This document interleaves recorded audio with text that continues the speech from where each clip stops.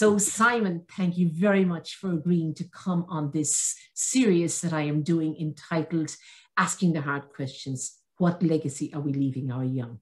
And while that's the umbrella theme, I drill down to specifics with certain people. And I think the main question I want to ask you is, have we left our young ill-prepared for life and ill-prepared for the workplace? So we'll start by asking you to introduce yourself, your background. I know you're a highly accomplished corporate lawyer, an entrepreneur, a businessman, an author, a lecturer, a guest speaker, all of these things. So give us a little bit of your background, please.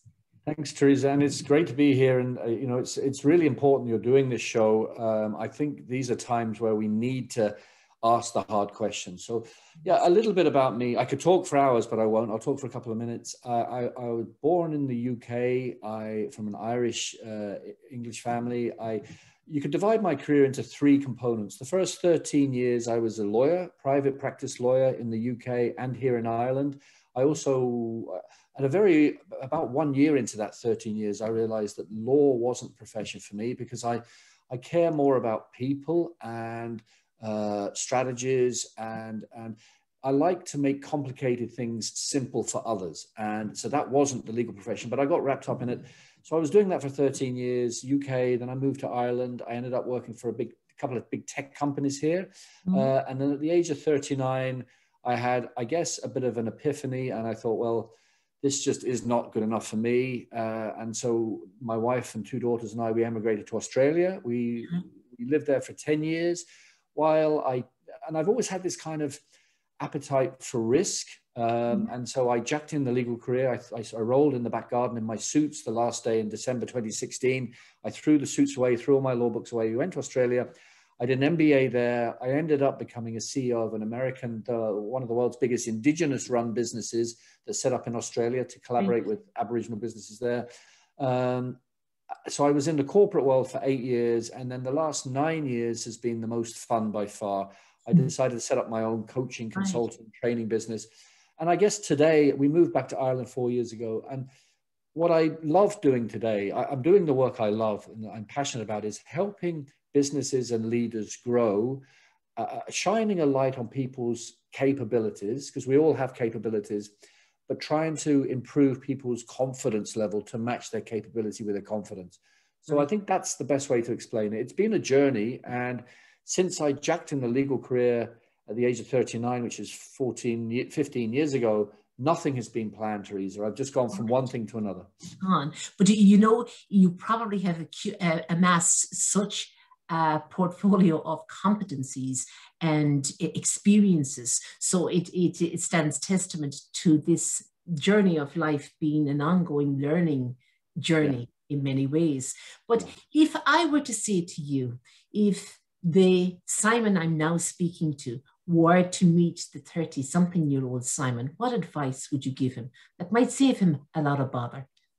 Yeah, well, there's a few things. I would start with, what other people think of you, Simon, is none of your business. It's what you think of you. And that's very deep and poignant for me, because from the age of about 6 or 7, I started picking up all sorts of, I guess you'd call it imposter syndrome today, but I lacked huge confidence, and I had some phobias, and it manifested in, it was quite debilitating. You know, I was born with a decent brain. You know, I have a reasonable IQ, obviously. And, obviously, yes. Yeah, and but I was self-limiting in that I just lacked confidence. I interviewed to go to Oxford University twice because my IQ was there, but I failed both of the interviews because I just didn't have the confidence. So, and that confidence, I think, was the result of, I was constantly looking out to see what other people were thinking of me, right? It was a people-pleasing thing. And I think that goes from, you know, childhood traumas.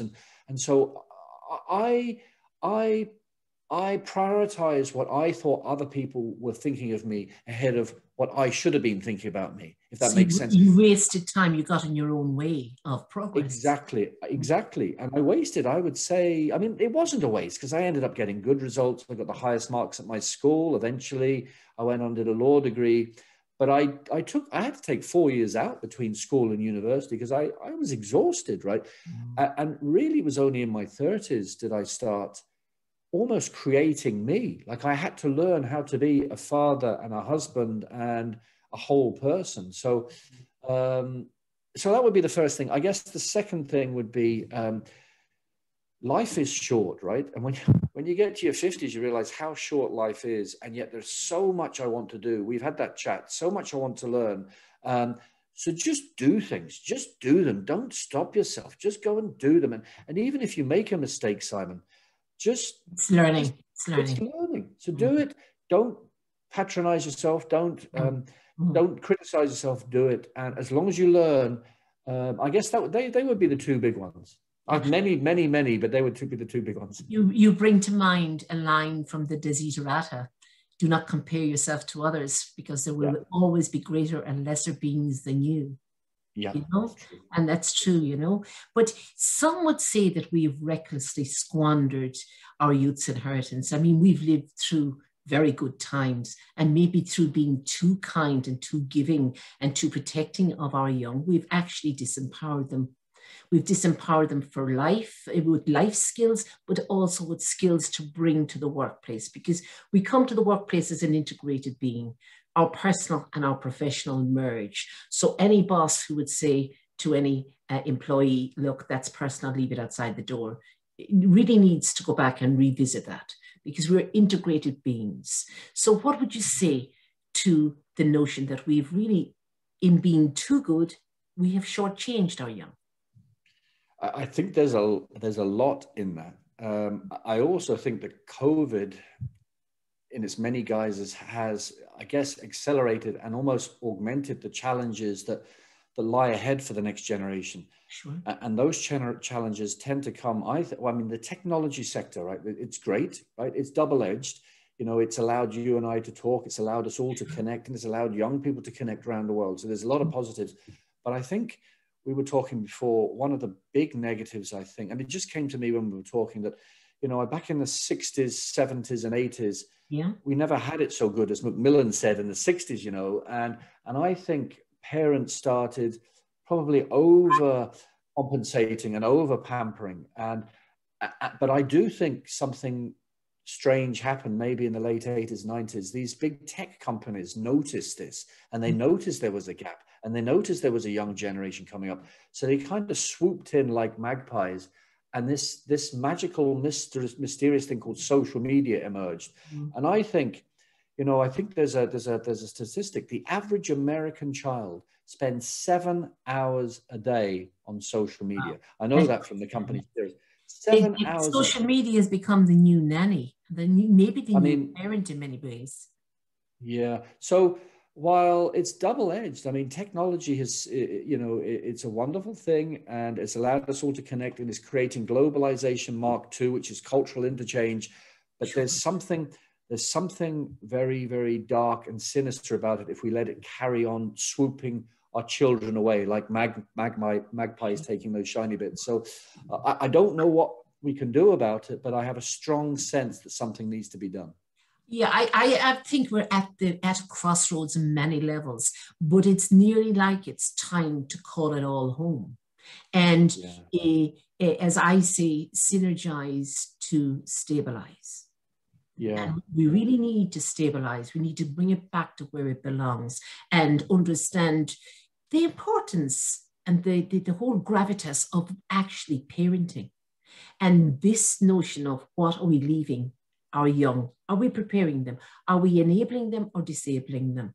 But our education system, viewed through this lens of technology and the traditional systems and how we approach things, the importance of reading and writing and holding on to it as a skill. That Baddeley in his book about memory would talk about the importance of reading and writing as our survival kit. We're in danger really of losing it if we allow technology become the master as opposed to the tool. Exactly. So I think man's real challenge is to remain at the steering wheel. But with the advent of AI and this period of lockdown where we're all have to obey our parameters of movement, etc. What will a post-COVID world look like? And will it render our education system defunct? What do you think? Yeah, I think, I'm not an education expert, but I do think that I do think that technology, as I said, has a double-edged sword, and it disables. It can. The negative is it disables on many levels. I'm only using that word guardedly, right? The anxiety that comes from social media pressure, and the impaired ability to communicate face to face. Surely that's what education's about. That's what education is about. And I put it this way. I mean, innovation in organizations comes from 95% of all the inventions in the history of humankind have come from 2 or more people in a room together. Okay. Now, if we're not in rooms together, how are we going to innovate going forward? And obviously, if this is starting at school, is innovation just going to dissipate, or is it going to be completely different? I don't know. And then there's the whole area of climate change. I know I'm going off tangent a bit, but, it was our generation and the baby boomers that really, contributed to this massively, and it's funny, my 2 daughters, 21 and 22, and my younger daughter doesn't ever want to drive, right? She's a vegan. Whenever I leave the tap running, she tells me to turn it off. Whereas I look just down the road and there are some baby boomers down there, and, they're in their 80s now, and they still have 2 cars sitting out the front. They don't drive them, So I do think the younger generation have a better mindset around the damage we've done. Yeah. The question I would pose would be, is it their responsibility to fix the mess that we gave to them? And is it really their responsibility? What do you think, Teresa? I mean, I think we, as I say, we're shortchanging them. We have lived the life, but we haven't thought forward. We should have grounded ourselves in, is this good for our young? Yeah. And we never did. But I think we are now at a crossroads where a lot of COVID has caused us to examine a lot of the ways we have lived, but it also has caused a clash of different things. We've this wonderful saying in Ireland, Níneart go cur chéile, united we stand, divided we fall. To my mind, its antithesis is stay apart to keep safe. So are we going to fall? How is humankind going to come out of all of this? We really need to have that conversation. When we're young, we start out asking all sorts of questions. I remember once my sister looking after my 2 children at the time, and she says, my God, they spent the day asking questions. Do you answer all their questions? I said, I do, yeah. But somehow we lose the ability or the courage to ask questions as we get older because we don't want to appear foolish. Yeah. But I'm running this risk of appearing foolish now because I really do think that people in power, people in government, parents in particular, need to stand back and ask the question, what are we leaving our young? And call a halt to things now. Rein back in their power in a most positive sense, not in a belligerent sense, but rein back in their power. And with power comes responsibility, and a fierce responsibility that I feel we have failed on. What do you think? No, I think you're right. I think you're right. And, my concern is people say, oh, sure, it'll be grand after, just look at after the pandemic, just look at the Spanish flu that lasted 2 years and the world went back to normal and they had a big parties in the 20s. But what they're missing is they didn't have this huge, great beast called the internet, right? Sure. They didn't have big tech, okay? To swoop in and displace things like a dog when it pulls you on a lead, right? And so it is very different now, right? I will always remember as a child, there was a program called 7 Days in Ireland. Yeah. And I remember a big hoo-ha when I was about 7, 8, where the censorship board had banned it for one night because of some topic, something very, very benign that they wanted to speak about. And now, what has happened that we have an internet that's a free-for-all? Yeah. Anybody can post anything without validation.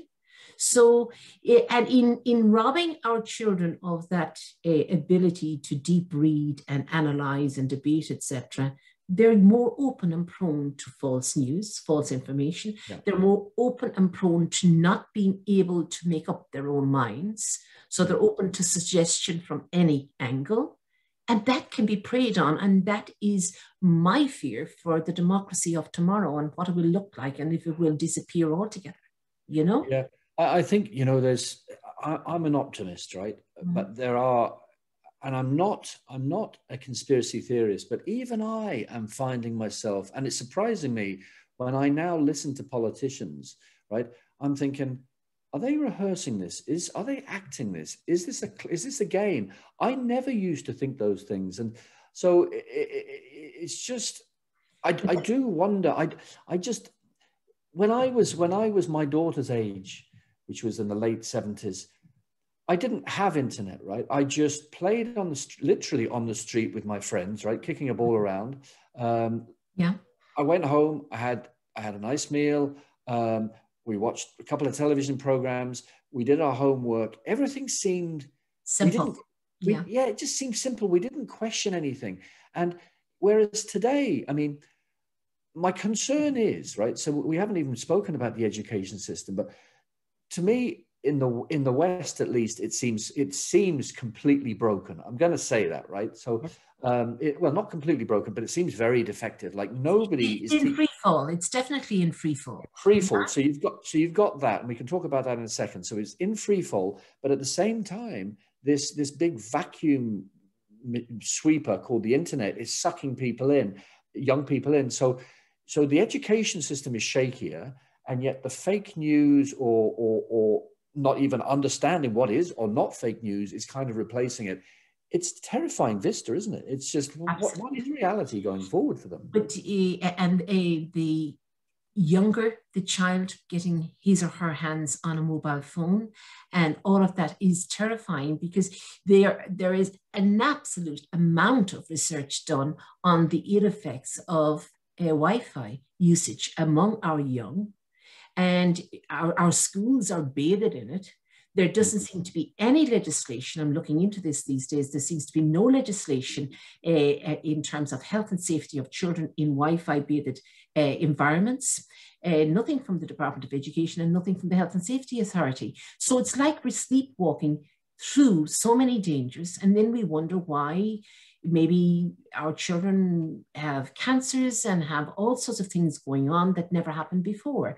And to answer the question by saying, well, there's more research now, Teresa, there's greater research being done, that doesn't tick the boxes. There are things happening that never happened before. There is a rise in all sorts of defects and special needs among children, and it's verified in autism units right across the world, attached to every school now.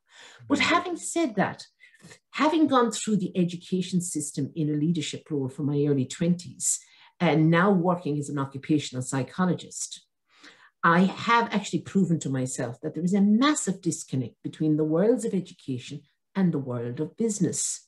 Yeah. To my mind, they need to synergize. There needs to be an understanding in the business world that they need to support the education world and the educators, because they're our greatest asset, because really the throughput, i.e. the students, become the workers of tomorrow. Yeah. What do you think of that as a concept? So it's a huge issue. And so where do I start? So companies are struggling. They're all struggling, completely struggling right now with what to do next. And on the one hand, they have to be efficient and manage their costs because life is uncertain, while projecting forward, while having 5-year plans. And also they have huge workforces that are disenfranchised, anxious, disconnected because they're on the internet. And so I think there's been a lot of conversation about having to move to being learning organizations and all of this sort of stuff. But I think it's very fundamental, unless, and this is an area of business that I'm involved in, unless businesses acknowledge that they need to move towards becoming truly cohesive and inclusive organizations, right? That treat people with respect and dignity, which includes, putting in the right pathways to identify the right soft, or what I call power skills. And it also includes diversity, inclusion, gender balance, cultural cohesion, ethical communication, and remote workforce management. There's a lot there, but unless it really does those things, honestly, businesses are going to struggle going forward. So that's what businesses need to do. And then to be able to connect with the younger generation, they're going to have play a part in that education system. Otherwise, that disconnect is going to continue, and attrition rates are going to be shocking going forward. So this is a huge subject that we're not going to solve in this conversation. I think we're living in the age of rhetoric. There's a lot of jargon. There's an awful lot of neat wording thrown about, but in actual fact, we need to drill down and we need to ground it. We don't want education to become merely preparing Absolutely. Our youngsters for the workplace in a robotic sense, but we need, let's say, I always talk about the 4 pillars of life. There's your work life, but there's your home life, there's your networking and your membership of community, and then there's your self-worth and developing yourself as a person. Yeah. Yeah. But I think particularly in Ireland, since the downturn of 2008, the work world, so many changes were introduced, and people found that the work world was eating into the other 3 pillars the whole time. Yeah. So maybe COVID caused us to stop, but I think it's an ideal time to get work-life integration right, because the 4 pillars have literally landed on the kitchen table at the same time. Yeah. So it's now is a time to work on it, for each individual to work on it. And as they say, no man ever lies on his deathbed bemoaning the fact that he mightn't have spent enough time in the office. They usually end up bemoaning the fact that they didn't really get to know their children. Whereas the lockdown number 1 was a novelty in that regard. You know? No, I agree. And I would take that to another level as well, in that organizations are seeing such attrition rates, and they're not maximizing their profitability and brand equity because people are not happy in organizations, right? They're moving on, or they feel bullied, or the 68% of people who leave businesses or companies because they don't feel they're valued, right? Well, why do they not feel valued? That's because there is not an appropriate a human connection going on, right? So why is there not an appropriate human connection? Because nobody's really talking about this big elephant in the room, which is the soft power thing, right? So to navigate the modern world, we need, you and I have spoken about the importance of resilience and awareness and dealing with ambiguity, all of these things, right? We all need these things. You and I have them, right? Because we've kind of been processed through this, for want of a better expression, this sausage machine of life, right? And so we've had to understand and appreciate what resilience and awareness and influencing and assertiveness, all these things are. If we know that works, right? If that's made you and I able to deal with ambiguity, it's allowed you and I to be more aware, it's allowed you and I to connect with our passion, why aren't we retrofitting that back and putting that in the education system? I feel very strongly about this, Teresa. I've had to really cope with some serious stuff in my life. So I've had to learn how to be resilient. I've had to learn how to be assertive. Nobody ever taught me that in school. I was being taught, how many loaves of bread were being sliced by Jesus. And I was learning, the chemical tables and how to put pieces of metal together in the metal room. Why? It's the relevance of the education and the fit, but the whole thing of, I say resilience is not taught, it is caught. And we learn vicariously by watching others and what they do, what they succeed in, and what they fail at doing. So we replicate the successes, etc., of others. But children, through watching their parents handling the ups and downs of life, learn resilience. It's a massive industry there selling literature and workbooks for children on resilience. While it may have a little bit of place, I think it's dominating the space that really we learn through experience. It's an experiential thing. And parents need to come to that realization. No, I agree. I agree. But learning across the lifespan, if you follow the World Economic Forum and the key skills they reckon will be needed to the 2025 and beyond, Yeah. and they have cited the OECD and what education will look like in the future. And they have 4 models presented, and the old style of the actual school as a place and as a space, but dependent on technology. And it goes right through to learning permeating life, anywhere, anytime, on the move. While it sounds very natural that that's the way it should be, I think we run the risk of that divide between the haves and the have-nots becoming greater. So you will have a certain portion of the population who will be well-heeled enough to get the education for their children, etc. But you will have a whole swathe of people left behind. But learning across the lifespan, how have you experienced it? How have you embraced it? What place does it hold? So for me, this is very visceral for me, because I went to an okay school, and it was a Catholic comprehensive school in England. It was okay. It wasn't an academic school. And again, it goes back to drive, right? So if you really want stuff in life, you'll seek it out. And for some reason, I had a really deep inner drive, same as my brother. I don't know why. It was probably shaped through trauma. The genetics have a lot to do with it. Genetics as well, yeah. And so I don't remember not wanting to push myself and learn, right? But I remember being at school with children who didn't seem to have the same amount, right? So, so for me, the way my life has panned out is that if anything, I push myself maybe too hard. I'm constantly trying to learn and seeking new stuff out, which I think I wouldn't change that, right? I mean, it can result in being a workaholic and doing too many things, but I love just pursuing knowledge and all that sort of stuff. My concern would be for those, and I remember some of my friends at school who just, they would be ridiculed for being the lazy kid or the dumb kid, or, they just don't do their homework. But I don't remember anybody drilling down. I don't remember any of the teachers asking, or the authority, well, why do they appear to be lazy? Why aren't they trying? There's a reason. There's a reason. They were turned off. Yeah.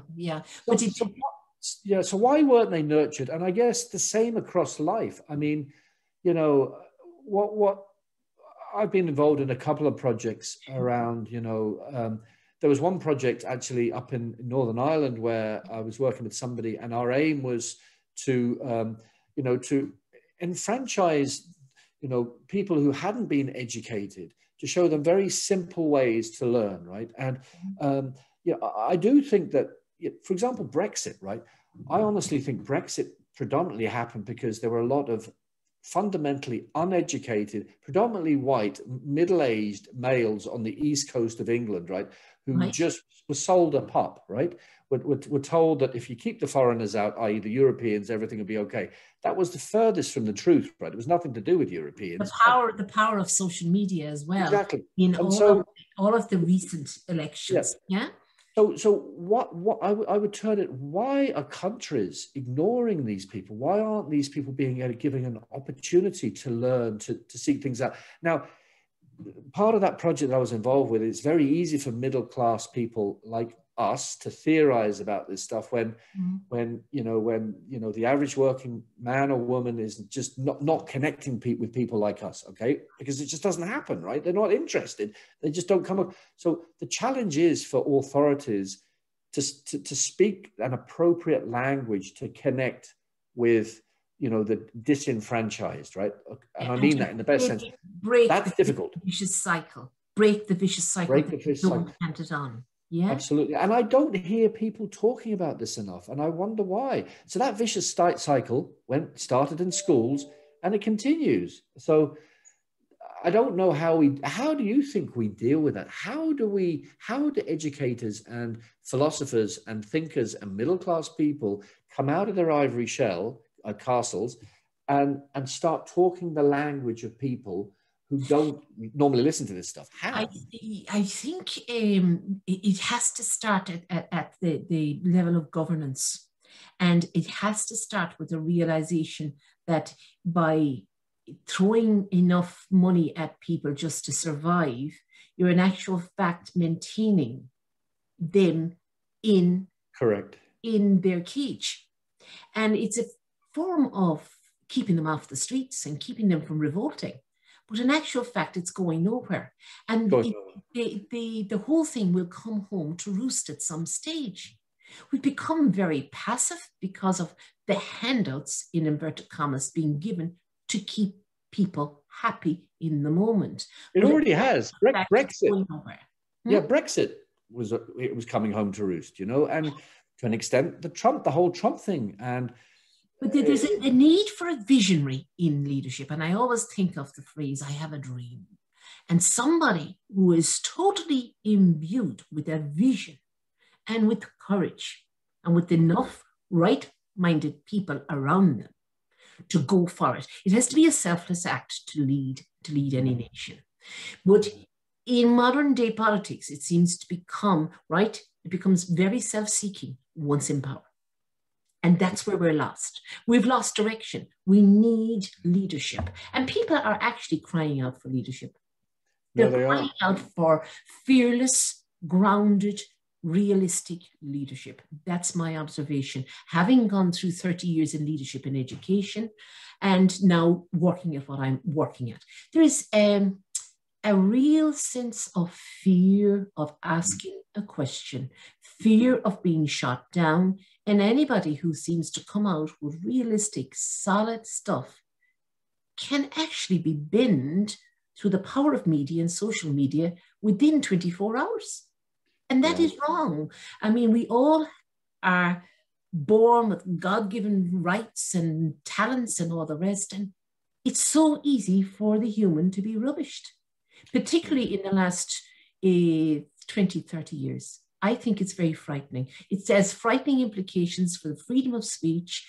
It has frightening implications for democracy as we would hope it would be, but it's not what it is packaged as. It has frightening implications for the world we're handing our children. Mm-hmm. And through their dependence on getting their information through social media, etc., they are losing their little bit of questioning and a little bit of healthy militance to stand up and say, no, hold on, that's not right. But it's like the herd is being herded. We're flowing, we're moving, and it's like nobody is stopping to say, hold, stop the march. Mm-hmm. We need to realign. We need to synergize, to stabilize. We need to just talk common sense, and common sense costs nothing. What do you think? It may seem like an idealistic thing, but coming from my background, coming from my rearing through the 60s and 70s, coming through my work through the 80s and 90s into the noughties, I mean, I remember as a young teacher, I used to put the swivel chair outside the door. I'd pull up my sleeves and I'd say, come on, we'll learn it together. And I'd go at it. But now, the modern day classroom has the interactive whiteboard, and it's going in a different direction. It's nearly like the teacher has to compete with all of this technology, compete with the screen in order to try to gain the attention of the students sitting in front of them. Yeah. Meanwhile, through overuse and late use of screen into the night, these children aren't even able to concentrate. And the wiring of the brain has gone askew. That's I think I don't disagree with you. And I think, you know, there seems to be, the social media has almost kind of replaced or diminished education, right? And that's terrifying. Now, having said that, there are still, I don't know, right? This might be a young, a newer version of natural selection. I don't know, right? But you know, there are still, I look at my daughters, right? They're on social media, I think, too much, but they seem to be pushing themselves hard, and they seem to be working hard. My elder daughter got a first in her year at UCD, right? Which surprised me, because she didn't seem to put in the same sort of hours that I did, right? And I'm not being critical of her. So I do think a positive that will come out of this, I do think that, you know, you and I were resilient, right? Mm-hmm. There are still going to be resilient children, right? Who Mm-hmm. will choose to fight through this noise of social media, right? There will be, and there will be mega stars and, you know, the Malalas and the Greta Thunbergs of this world, and they will push forward and there will be great examples. Yeah. My worry is that I think more of those children who don't manage to push through will be pulled back than in our generation. I worry about the masses. You would hope that a moment will come, a moment of awakening, where the young, the leaders of tomorrow will say, hold on here. They'll switch off the social media and get to know themselves and be happy in their own company. That's one thing that they're missing. They seem to be at a loss if they don't have social media, if they don't have all the likes on social media, if they don't have all the happy birthdays, the youngsters who just are so upset on their birthdays when they don't get happy birthday from this virtual set of friends. Yeah. There's something unrealistic about it. But to keep in mind that, you know, if you can count on one hand the number of solid true friends you have, you are rich. Yeah, no, I agree. That has eluded this generation coming up, you know? No, I agree. But so what would you think are the key challenges for your own daughters now? They're in their early 20s. Project your thoughts.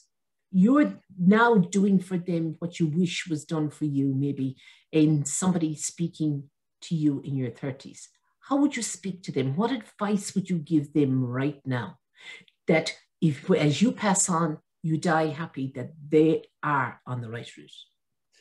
Well, so, you know, we've enabled them to have, my wife and I have enabled them to, they're doing the degrees that they seem to enjoy, right? They seem to enjoy studying what they're studying, which is great. And what we're not going to do, what I would not do, would be overly protect my daughters. And because they have to find their own way in the world. Like, as much as it's tough to say it, you know, we're all on our own in this world. All of us are actually on our own. Nobody is going to actually save any of us, right? We've got to find our own way in life. And I do think my daughters, they have been galvanized. They're tough, right? They're tough because they've seen some of the stuff their dad's gone through. The other thing is, you know, by the age of 18, I traveled to one country, Spain. By the age of 18, my younger daughter, Alice, had been to 36 countries because we lived in Australia and we spent a lot of our money on travel rather than shiny possessions. And I do think that's really, really benefited them. Enriched them, yeah. Really enriched them. And they are much more open-minded, much more sexually open-minded and politically open-minded and environmentally than I had even any notion of when I was 18 or 20, right? So that's a positive thing. And I'm proud that we've done that for them. My concerns for them would be, I do think, and I don't want to get too political here, but I do think a lot of the capital and a lot of the positivity and a lot of the hope in the Western world has been sucked to the East. And I'm not criticizing the East, right? So China is the first country in the history of the world to be wealthy twice, right? It's having its second revolution now, right? So a lot of the economic axis is moving east into Asia. And so Europe and America is comparatively decaying compared to the East. So I don't think it's going to be, you and I lived, I think the heyday was, I think the 70s, 80s and 90s, 60s, 70s, 80s, 50s, 60s, 70s, 80s, 90s were really strong days in the West. And I don't think it's going to be as easy for our children to find, things aren't going to fall in their lap as quickly as they did for us. And so I think that's one concern. Social media is another concern. I also think if I'm losing my orientation around what's real news and what's fake news, I'd never heard of fake news until Trump came along. Then how confusing is the world for my daughters? And I guess finally, I listen to them, and you know, my wife and I own our own house. I've owned my own property. Well, I actually owned a property when I was 18 because I was just a feisty little individual with my brother, and I bought a studio in London, right? But I've owned a house for as far as I can remember. My daughters almost seem resigned to the fact that they're never going to get there, right? And there seems to be a bit of a sad resignation in this younger generation that, you know, we will never afford a house. We will probably never afford a car. And that's not that it's about possessions, but there does seem to be a resignation in them that I never felt. I always had a drive, right? And I don't know whether that resignation is manifesting in a comparative lack of drive. What do you think? Is it manifesting in that? My argument is there's always going to be an owner. You know, so I mean, if they're renting, they're paying your rent, which is dead money to somebody else. Yeah. I always remember in my 20s being at a session in a traditional pub one night, and I sat beside this guy, and he was asking me where I was living, and I was telling him where I was renting. And he says, "Yeah, that's the way to go. I mean, why would you be bothered owning a place and all the responsibility of it, etc." And when I was leaving, I was chatting to another friend, and she says, "Oh, your man, he owns 60 houses, you know." I laughed. It proved my point. Everybody has to own something. I think there's nothing like owning your own space, owning your field, your space to do what you wish in it. And I think that's what our young need. And there's a certain grounding in it. Yeah, there is. Yeah. There's a rooting in it. There's a rooting in it, absolutely. But I remember once reading, when I was in my studies in Trinity, about an analogy. They talked about the pockets of colored people in the States who were like a rootless, dangling people, not knowing where they had come from and not knowing where they were going. And I use that analogy for our young. Kind of. En masse going forward, unless they're gifted with parents who have grounded them. That's exactly what I think. Yeah. That's exactly what I think. Yeah. So, you know, the notion of emotional intelligence, and I had a wonderful chat yesterday with Carl Gardner around emotional intelligence mapping, a lovely tool he's devised that can be used with the young and right through to CEO level and teams, etc., in the workplace. But emotional intelligence, I remember reading that the differentiator between human and AI is our ability to empathize. But the race is on to try to instill that in the robots of the future as well. Yeah. What do you see of the lacking in terms of emotional intelligence among leaders you meet in your present day work? This is a huge issue, right? Now, of course, IQ is still extremely important. So, for example, I wouldn't want to have brain surgery by a brain surgeon if he or she didn't have high IQ, right? But emotional intelligence, you know, it's so important, particularly in this VUCA world, this very volatile, unpredictable world where we all have to navigate. And it's like we're all kind of pieces of balsa wood floating on the ocean of life, right? And there's so much change and churn, and economies are moving east, and there's a pandemic, and then social media companies are swooping, and there's so much stuff.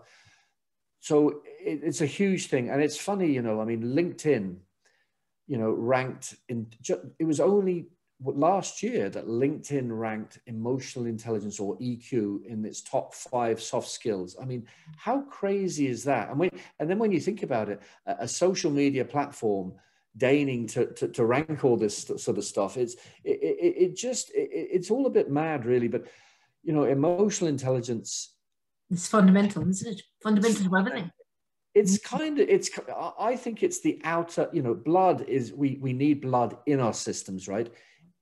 Emotional intelligence to me is the outward manifestation of our blood, right? It's how we communicate. Everything is about communication. When you think, everything we read, everything we hear, everything we don't see, everything is communication. And that, or the power of language we seem to miss.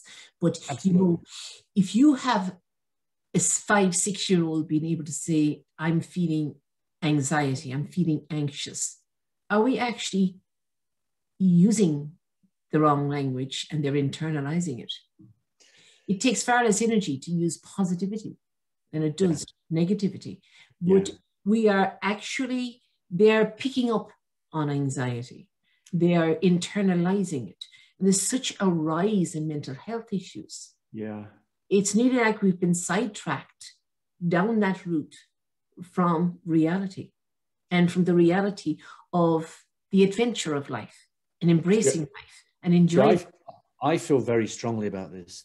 I'm not diminishing mental illness. I've been there myself, right? And I'm really not diminishing it. But what I am very vociferous about is that we talk a lot about anxiety and stress and addiction and mental illness, but I don't hear us talking enough about the positive things we should be driving, like assertiveness and influencing skills and positive communication and conscious communication and emotional intelligence. I can go on and on and on. Respect and happiness and all. Yeah, of we these talk about the things. negative things, but why aren't we talking and teaching and learning and pushing out the positive things? That's my concern. Yeah, So it's the smoke screens that are being put out there, but that are affecting the younger generation who will be the leaders of tomorrow. And unless we halt it, we're actually damaging a whole generation coming through. Teresa, put it this way, right? On my website, I have, anybody can look at my website, and I provide 1 hour free consultation to anybody around growth, personal growth or professional growth, business or leadership or brand growth. Just in the last week, I've had 2 students from the States reach out to me, and one of them's asking for my help on what do I do after internship on my career. And I'm thinking, A, how did they find me? And B, I mean, I'm going to talk to them because I made the promise, so I'll talk to them. But why isn't somebody over there helping them? Why are they, do you know what I mean? It's like, oh my God, you know. They're searching. As I say, they're crying out for leadership. They're crying out for a roadmap and for, I think when they see our generation being toppled or questioning or at a crossroads, it actually affects their confidence. Yeah. It affects their sense of security. I think you're right. Hope in the future. If you don't hope, you have nothing. And so they need to have that hope. I remember having nothing in my 20s and heading off with a rucksack around Europe. And it was the freest time of my life. But I was full of dreams and full of hope. Exactly. Really, there's a loneliness about our young. Exactly right. That is the lack of hope. And, you know, I talk about this because I've been in a dark place personally. And the one thing that got me out of that dark place 12, 13 years ago was, I call it a sand of hope, a grain of hope. It was a word from another human being, right? And hope is so powerful. And you're right. I always had hope as a 20-year-old and as a young man. And I think it feels like it's all a bit blur right now. It's like a big blanket over the hope of our future generation. And that is a worry. That's a real worry. One thing said to me by one of my younger clients was that, my God, what's it all about? If humankind is so easily toppled or herded or manipulated through a pandemic, what are we like? I know. What's the future going to hold? And that is very, very scary as a thought, isn't it? It is, and my fear is it is unfolding. I mean, we've seen what's happened since 2016 with Brexit and the whole Trump thing, and then all sorts of things happening, and then the way that some governments have responded really well to COVID, and some have made a complete and utter hash of it, particularly in Europe and North America. And are our politicians really that incompetent? Or is there something else going on? And are strings being pulled by outside forces? And if I'm asking those questions, and I'm not a conspiracy theorist, it does make you really wonder what is going on. And as you said, if there is a possibility that we are being pulled by forces, well, what's the point? What's the point of it all? Yes. So our youth's lack of confidence and lack of hope maybe is not ill-founded. Maybe. But on a positive note, as we draw to the close of this chat, you dream, your most optimistic you, dreaming for the world of tomorrow, for your children and mine and the youths who are going out into the world. Can you give voice to that dream? What do you wish for? Well, for me, what I wish for, I'll mention I'll mention Steeros, which is the world's first soft skills academy. And I'm the chief growth officer of this organization. And, we have a grand vision, which is, teaching soft skills, life skills, workplace competencies power skills, whatever, essential skills, whatever you want to call them, or opening the possibility for the younger generation to connect with these things, right? That would be a dream. Wouldn't it be great if the education systems, right, in Ireland and the UK, well, just take those for example, just got over themselves a bit, right, and started saying, well, maybe we should incorporate some of this into our curriculums. Maybe there is something in this. Maybe it's more worthwhile bringing some of this. Maybe we should just park religious education for 1 week and replace it with power skills or whatever you want to call it, essential skills.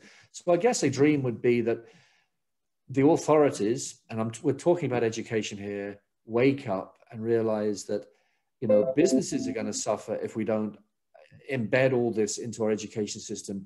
Children will suffer because they're not going to really optimize their growth processes, and they're not going to match their capabilities with their hope.